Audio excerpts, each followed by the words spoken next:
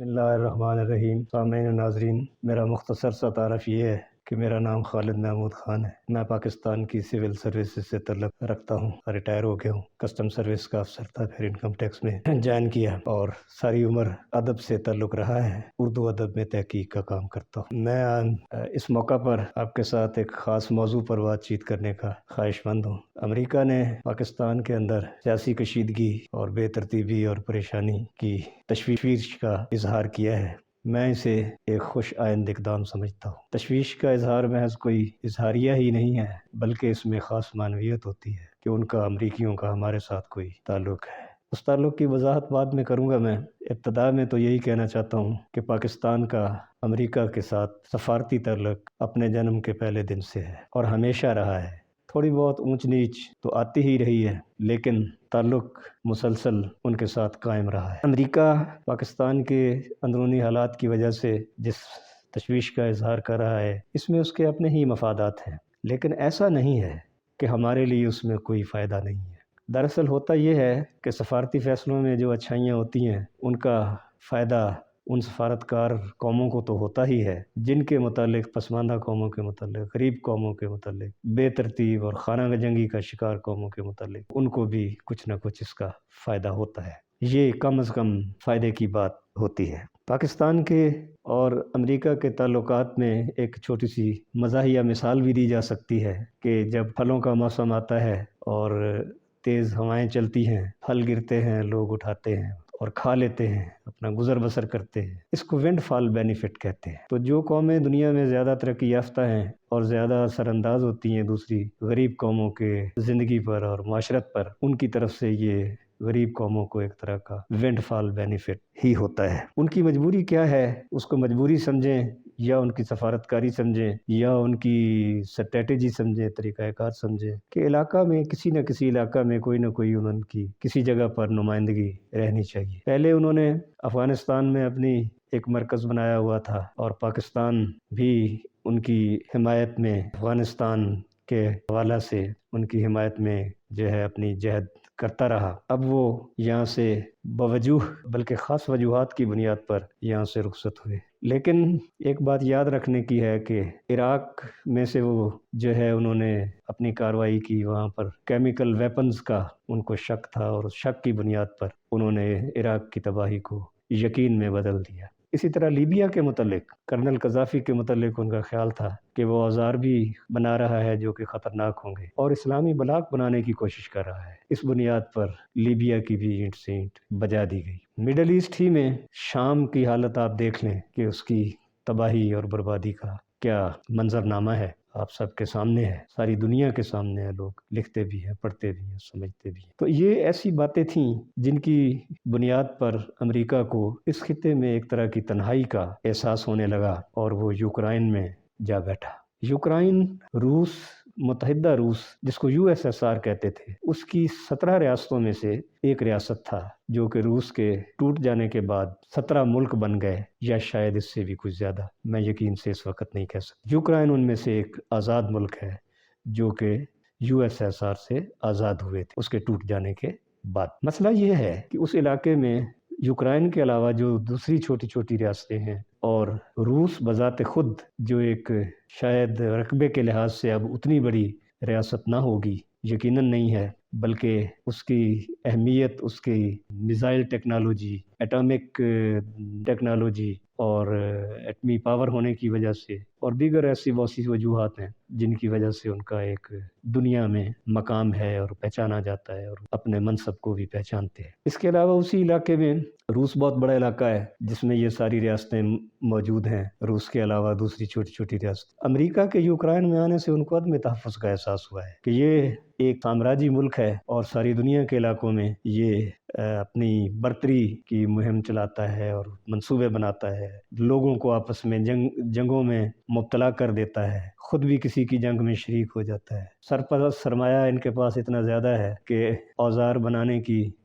ان کی صنعت دنیا میں سب سے بڑی ہے اور ان کے لیے ضروری ہو جاتا ہے کہ سرپلس پیسے سے سرپلس ویپنز اور اوزار بنا کر دنیا کو تقسیم کریں اور جنگ میں مبتلا کریں اور بے ترتیبی سے فائدہ اٹھائیں۔ اس طرح کی تشریحات بھی امریکہ کے متعلق کی جاتی ہیں جو کہ مکمل طور پر جھوٹ نہیں ہے، ان میں بہت کچھ سچ ہے۔ اسی علاقے میں روس کے ہمسائیگی میں چین ایک دنیا کی بہت بڑی قوم ہے، ایک ریاست ہے، ان کا ایک نام ہے، دنیا میں ان کی ترقی کا ایک مقام ہے، وہ بھی اسی علاقہ میں ہے، اور وہ کیوں چاہیں گے کہ ان کے علاقہ میں ان کے سر پر کوئی اور مسلط ہو جائے اور اپنی اثر انگیزی کو ان پہ نافذ کرے اور اپنی برتری ثابت کرے؟ کیوں نہ وہ خود اپنی برتری اپنے علاقے میں سالم رکھیں، اپنی برتری کو ثابت کریں۔ یہ ایک مقابلے اور موازنے کا رویہ بھی ہے، لیکن حقیقت تو یہ ہے کہ امریکہ ایک ایسی ریاست ہے جس نے آسٹریلیا، کینیڈا، برطانیہ، یورپی یونین، نیٹو، یورپ کے ممالک سب کو ملا کر یوکرائن میں روس کے خلاف جنگ میں مبتلا کر دی۔ یہ بہت خطرناک بات کہ ایک طرف پورا عالم ہے ترقی یافتہ دنیا کا، اور دوسری طرف یوکرائن سے روس پر جو ہے وہ جنگ مسلط کی جاتی ہے۔ روسی بھی کچھ کم نہیں کر رہے، وہ اپنی پوری طاقت سے جنگ کر رہے ہیں، اور لوگ بھی اس میں ہلاک ہوتے ہیں، اور ان کی رہائشی آبادیاں بھی برباد ہوتی ہیں، انفراسٹرکچر بھی ان کا خراب ہوتا ہے، سب کچھ ہوتا ہے۔ جنگ کبھی بھی مفید نہیں ہوتی، ہمیشہ تباہی کا باعث ہوتی ہے۔ ہاں البتہ کچھ انا کی تسکین ہوتی ہے کہ میں کہوں کہ میری قوم جیت گئی، آپ کہیں کہ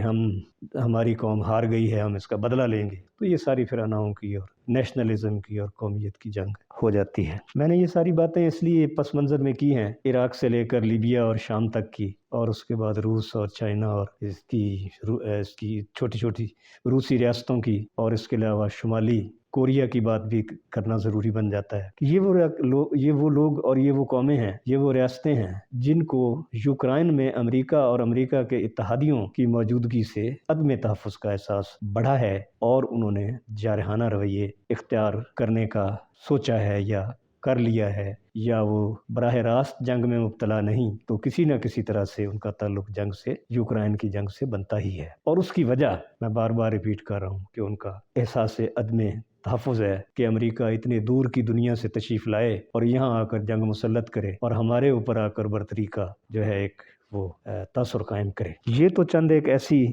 وجوہات ہیں جن کا تعلق قوموں کے معاملات سے ہوتا ہے، اور قوموں کی ترقی سے ہوتا ہے، قوموں کی برتری کے احساس سے ہوتا ہے، اور احساس کمتری کے ساتھ بھی ہوتا ہے۔ لیکن اس کے ساتھ ساتھ سوچنے کی بات یہ ہے کہ کیا یہ لوگ یہاں کے رہنے والے جو ان علاقوں کے، یوکرائن سے مراد میری اس کے قریب روس ہے، دوسری ریاستیں چائنا، شمالی کوریا، لاؤس، ویتنام، تائیوان، بہت سے ممالک ایسے ہیں جو جن کا آپس میں سیاسی اور سفارتی تعلق بہت اچھا ہے، ایک دوسرے کی حمایت کرتے ہیں۔ بس سارے پس منظر کو بیان کرنے کا مقصد یہ تھا کہ میں آپ کو بتا سکوں کہ وہ وجوہات کیا ہیں جن وجوہات کی بنیاد پر امریکہ کو پاکستان کے لیے تشویش کا اظہار کرنا پڑا۔ اس کی بنیادی وجہ یہ ہے کہ وہ اس علاقے میں اپنے آپ کی تنہائی کے احساس کو، سینس آف ایلینیشن کو کم کرنے کا خواہش مند ہے۔ اس میں اضافہ ہوا ہے، اور وہ اضافہ ایران اور سعودی عرب کے ساتھ سفارتی تعلقات بہتر ہونے کی وجہ سے ہوا ہے۔ ایران اور سعودی عرب کے سفارتی تعلقات بہتر ہونے کا مطلب یہ ہے کہ شام کے ساتھ بھی سعودی عرب نے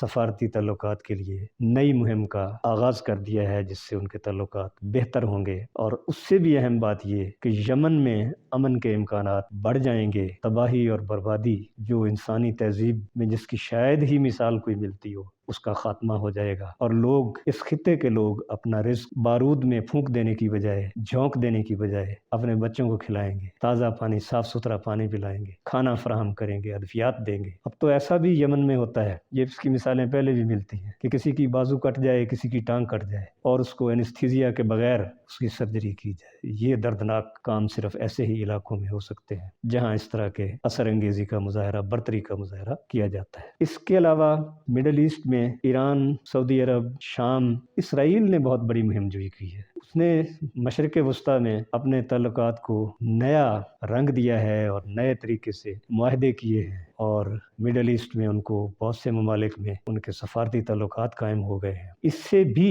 امریکہ کا جو تصور ہے کہ اسرائیل کے ساتھ جو ان کا تعلق تھا وہ عربوں کے ساتھ بہتر تعلق میں بدل جانے کی وجہ سے شاید امریکہ کو یہ بھی احساس ہو کہ مڈل ایسٹ میں اس کی برتری کا احساس جو ہے وہ کم ہو گیا ہوگا، یہ بھی ممکن ہے، کافی حد تک ٹھیک ہے۔ تاہم یہ کہا جا سکتا ہے کہ مڈل ایسٹ میں جو اسرائیل اور عرب ریاستوں کے درمیان اچھے تعلقات کی بنیاد رکھی گئی ہے، شاید اس سے فلسطین کے مسائل نظر انداز ہوں، شاید وہ اکیلے رہ جائیں، مگر ایسا نہیں ہونا چاہیے۔ آئندہ آنے والے زمانوں میں جنگ کی بجائے اچھی سفارتکاری اور اچھا پیغام اور اچھے نتیجہ کے لیے کوششوں کے امکانات زیادہ ہیں۔ دنیا تہذیب کی طرف بڑھتی ہے، عدم تہذیب کی طرف نہیں جاتی ہے۔ تو میں اس بات کا یقین رکھتا ہوں کہ اسرائیل کے مڈل ایسٹ میں اچھے تعلقات کی وجہ سے نہ تو امریکہ کی کوئی ایلینیشن کا اس کو احساس کمتری ہونا چاہیے، اور نہ ہی فلسطین اور لبنان کے متعلق کوئی خطرناک امکانات کا رکھنا چاہیے، بلکہ اس بات میں یقین رکھنا چاہیے کہ دنیا میں UN کی موجودگی میں اور دنیا کی دوسری امن پرست تنظیمیں بے شمار ہیں، ان کی موجودگی میں اچھی سفارتکاری سے اسرائیل اور فلسطین کی میں ہونے والی قتل و غارت کو ختم کیا جا سکتا ہے، یا کم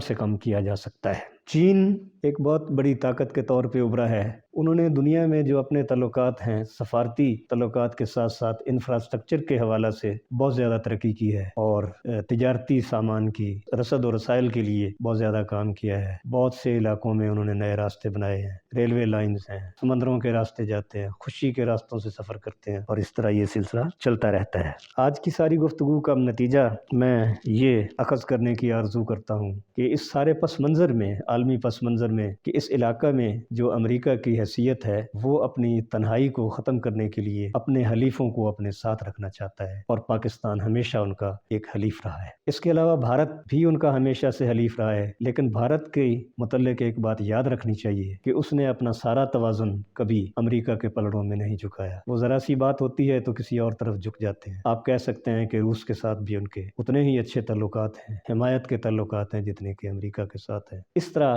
امریکہ کا انڈیا میں یا بھارت کی ریاست پر وہ برتری کا تصور قائم نہیں ہو سکتا جو دنیا کے دوسرے ممالک میں وہ کرنے کی خواہش رکھتا ہے اور کرتا رہتا ہے، بلکہ تھوڑا سا فائدہ اٹھاتے ہیں بھارت کے ریاست کے لوگ کہ وہ امریکہ کو تھوڑا سا دباؤ میں لاتے ہیں بعض وجوہات کی بنیاد پر کہ وہ اس علاقے میں تنہا رہ جائے گا، ان کا ترجمان کوئی نہیں ہوگا، ان کے کوئی ٹھکانہ نہیں ہوگا اس علاقے میں، وہ اس علاقہ سے بے دخل ہو جائیں گے۔ اس طرح کی وجوہات کی بنیاد پہ تھوڑا بہت آپ کہہ سکتے ہیں بلیک میلنگ کا لفظ، لیکن یہ سخت لفظ ہے، نہیں استعمال کرنا چاہیے۔ میں کہتا ہوں کہ اپنے مفادات کی حفاظت کرنا بہت اچھی طرح سے جانتے ہیں، اور امریکہ کو اس بات کا پتہ ہے۔ آخر میں ان سارے دلائل کے نتیجہ میں یہ نتیجہ اخذ کرنے کی آرزو کرتا ہوں کہ پاکستان میں جو سیاسی کشیدگی اور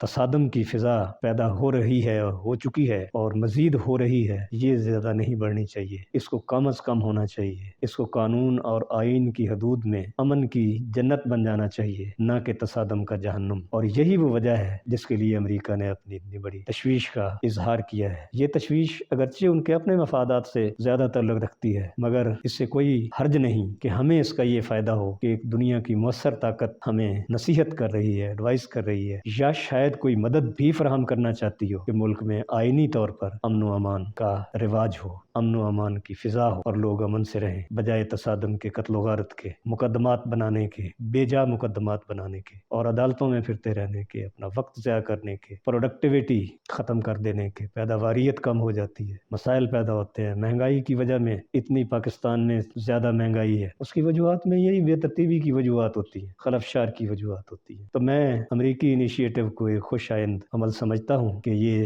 پاکستان کے لیے کوئی مفید بات ثابت ہو سکتی ہے۔ خدا کرے ایسا ہی ہو۔ خدا حافظ۔